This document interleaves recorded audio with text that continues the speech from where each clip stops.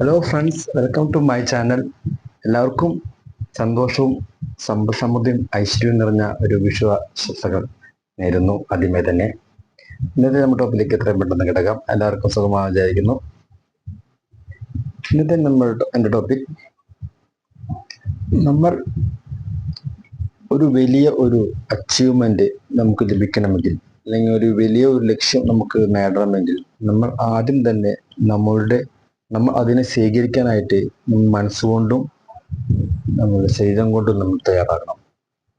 നമ്മൾ എന്താണ് അതുകൊണ്ട് ഉദ്ദേശിക്കുന്നത് വെച്ച് കഴിഞ്ഞാൽ, നമ്മൾ ഒരു കാര്യം നമ്മൾ ചിന്തിക്കുന്നു, നമുക്കത് കിട്ടിയില്ലല്ലോ, അല്ലെങ്കിൽ അത് എന്തുകൊണ്ട് കിട്ടണില്ല എന്ന് നമ്മൾ ചിന്തിക്കുന്നതിന് പകരം നമ്മൾ അതിനെ ഒന്നുകൂടി ഒരു അടുത്ത ലെവലിൽ ചിന്തിച്ചുകൊണ്ട് നമുക്കിത് കിട്ടാനുള്ള ആ ഒരു എലിജിബിലിറ്റി അല്ലെങ്കിൽ യോഗ്യത നമുക്കുണ്ടോ, അല്ലെങ്കിൽ അത് വന്നു കഴിഞ്ഞാൽ നമ്മുടെ ജീവിതത്തിൽ മാറ്റങ്ങൾ, അതിനെക്കുറിച്ച് നമ്മൾ അല്ലെങ്കിൽ അത് സ്വീകരിക്കാനുള്ള ഒരു തയ്യാറെടുപ്പ് നമ്മളെപ്പോഴും നമ്മുടെ ജീവിതത്തിൽ ഉണ്ടായിരിക്കും.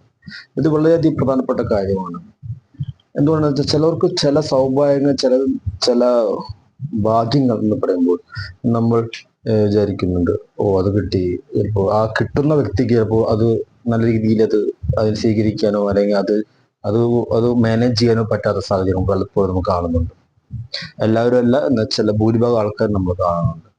അപ്പൊ നമുക്കത് ആ ഒരു മാനേജ് ചെയ്യാനുള്ള, അല്ലെങ്കിൽ അത് സ്വീകരിക്കാനുള്ള ഒരു വിശാലമായ ഒരു മാനസികാവസ്ഥ, അല്ലെങ്കിൽ തയ്യാറെടുപ്പ് നമുക്ക് എപ്പോഴും വേണം. നമ്മൾ എന്ത് കാര്യത്തിന് മുന്നേ നമ്മൾ പുറപ്പെടുമ്പോഴും അല്ലെങ്കിൽ കാര്യം ചെയ്യുമ്പോഴും നമ്മൾ ഈ ഒരു കാര്യം നമ്മൾ വളരെയധികം ആലോചിച്ച് തീരുമാനമെടുക്കേണ്ട ഒരു വിഷയം കൂടിയാണ്.